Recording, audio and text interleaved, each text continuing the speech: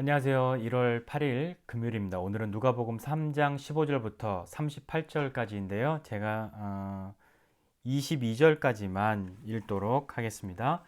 백성들이 바라고 기다림으로 모든 사람들이 요한을 혹 그리스도신가 심중에 생각하니 요한이 모든 사람에게 대답하여 이르되 나는 물론 너희에게 세례를 베풀거니와 나보다 능력이 많으신 이가 오시나니 나는 그의 신발끈을 풀기도 감당하지 못하겠노라.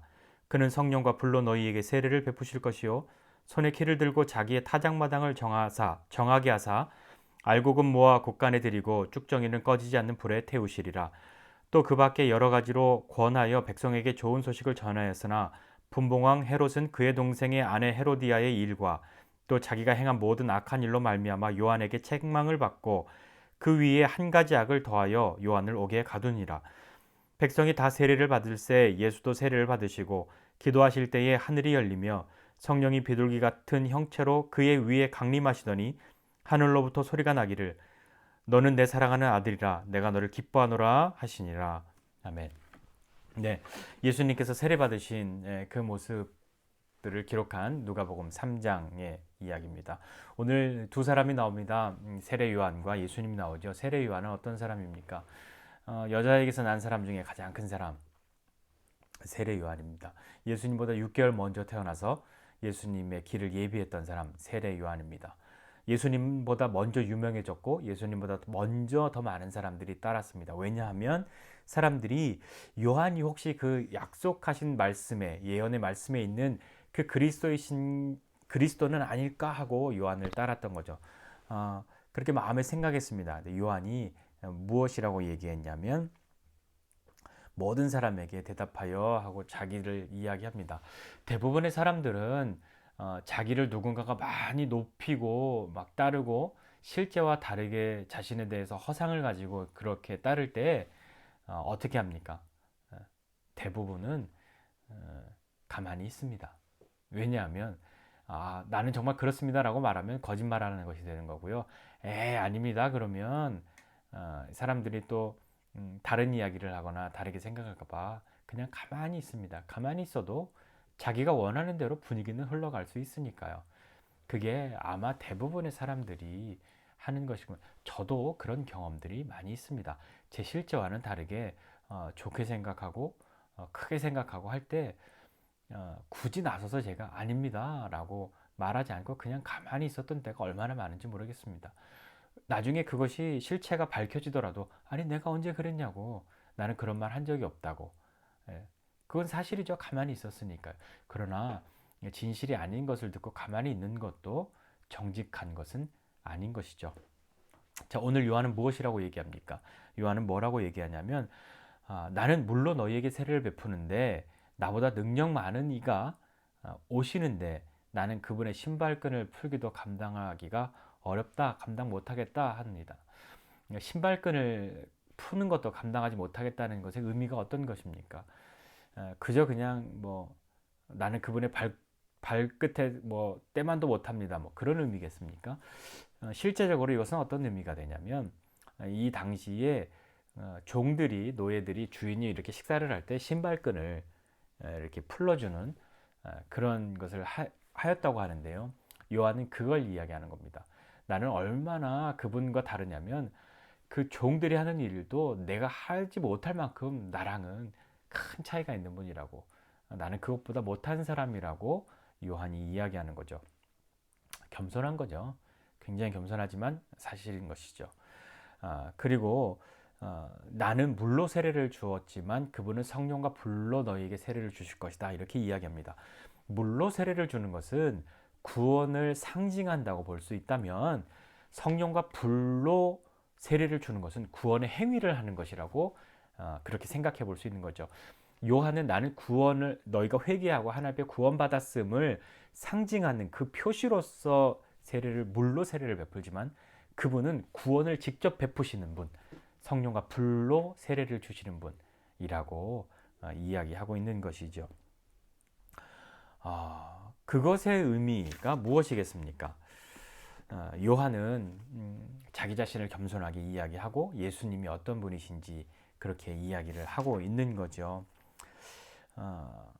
요한은 구원할 능력은 없습니다. 그걸 알죠. 마치 자기가 구원을 베풀 만한 능력이 있는 사람처럼 그렇게 말 안 하고 가만히 있는 것이 아니라 나는 그런 사람이 아니고 그분이 구원을 베푸시는 분이라고 이야기하는 거죠. 자신은 구원을 베풀 능력이 없지만 예수님은 구원을 베푸시는 분이시라는 것을 보여주고 있습니다. 정직한 사람은 또 하나님을 정말 사랑하는 사람은 예수님이 구원을 베푸시는 분, 그분이 가장 귀하신 분이라고 하는 것으로 시선을 향하도록 그렇게 만들지만 거짓 선지자들은 예수를 빌미로 하여서 그 모든 시선을 자기로 향하게 만듭니다. 물론 나를 바라보라고 말하진 않지요. 그냥 가만히 있는 겁니다. 그냥 그 분위기를 적당히 그냥 부인 아이 뭐 이렇게 하면서 그냥 그때를 그런 분위기를 그런 모양새를 자기가 취하는 것이죠. 주의해야 합니다. 이것은 뭐 유명한 사람들에게만 해당되는 것이 아니라 어떤 뭐 유명한 목사님들에게만 해당되는 것이 아니라 우리에게도 그것은 해당될 수 있습니다. 정말 우리가 하나님 앞에 진실한 삶을 살고 정직한 삶을 산다면 그분이 어떤 분이신지 안다면 나를 향해서 사람들이 집중하여지는 것, 나를 향하여 나오는 그 사람들을 향해서 정말 바른 길, 옳은 그 길을 알려줄 수 있는 사람이 되어야 하는 것이죠.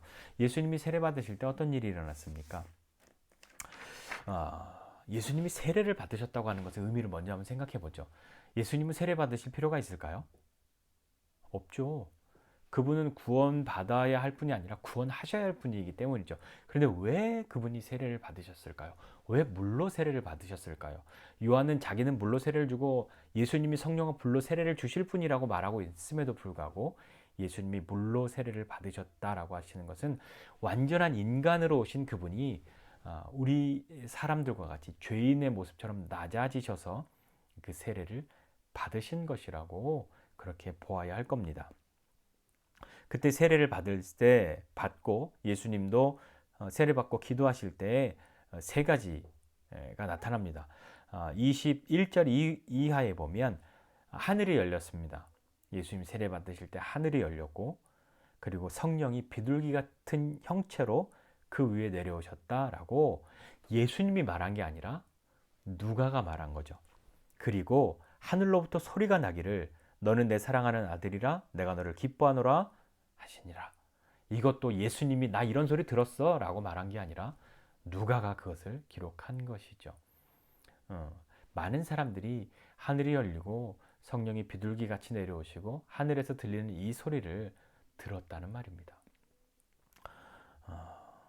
이렇게 세례 받으신 예수님, 이 세례를 받으신 예수님은 정말 낮아지시고 겸손하신 모습을 우리에게 보이신 것이죠. 우리의 세례 받을 때 여러분 기억이 있으십니까? 아직 세례 받지 않으신 분은 예수를 주로 고백하고 자신의 삶을 돌이키고 회개하고 그 삶을 공적으로 시인하는 인정하는 세례를 또 기대하시면서 그렇게 함께 준비하시면 좋겠습니다. 오늘 말씀을 통해서 세례 요한과 예수님을 보면서 세례 요한은 자신이 누구인지 정확히 알았던 사람입니다. 그리고 교묘히 사람들을 이용하거나 자신으로 향하여 나오는 사람들을 그냥 그렇게 만족스럽게 여기면서 내가 언제 너희를 내가 그리스도라고 말한 적이 없다고 나중에 그렇게 말한 것이 아니라 나는 그분이 아니라고 분명히 말하면서 선언하는 것이죠. 나는 누구인지 그분은 누구신지 그렇게 되기 때문에 그 요한이 말하고 있는 그분 그 예수님은 낮아지시고 겸손하신 분이십니다.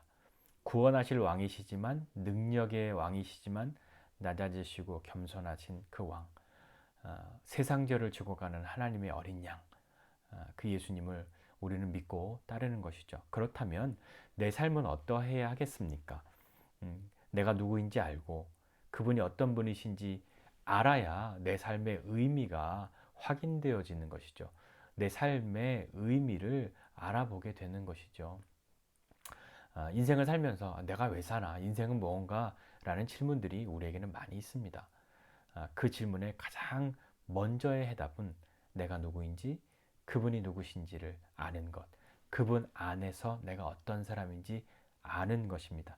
그러할 때 우리 삶은 조금 더 다른 의미, 조금 더 다른 방향으로 나아갈 수 있는 기회를 갖게 되지 않을까요? 그것은 어린 사람들에게만 해당되지 않습니다. 나이가 많은 여러분들도 우리도 늘 해당되어지는 이야기죠. 그분이 누구신지 잃어버린다면, 잊어버린다면, 내가 누구인지 잊고 산다면 우리도 여전히 헤맬 수 있는 사람이란 말입니다.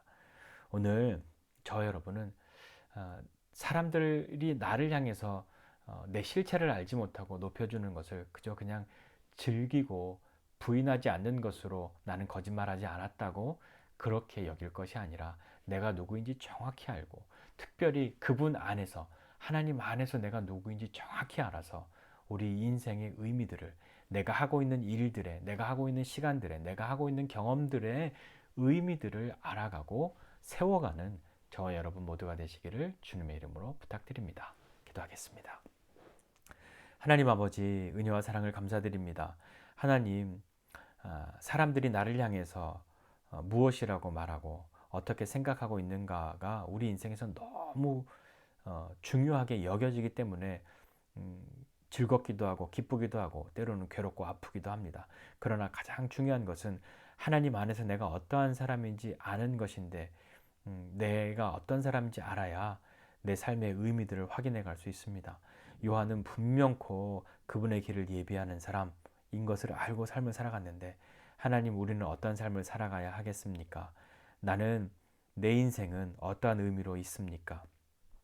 다시 한번 주님을 깊이 아는 시간들을 날마다 갖고 그것을 통하여서 우리가 새로움을 경험하고 우리 인생의 의미들을 하나씩 해석하고 발견해 갈 수 있는 믿음의 사람들이 다 될 수 있도록 은혜를 베풀어 주시옵소서. 감사드리고 예수님의 이름으로 기도드립니다.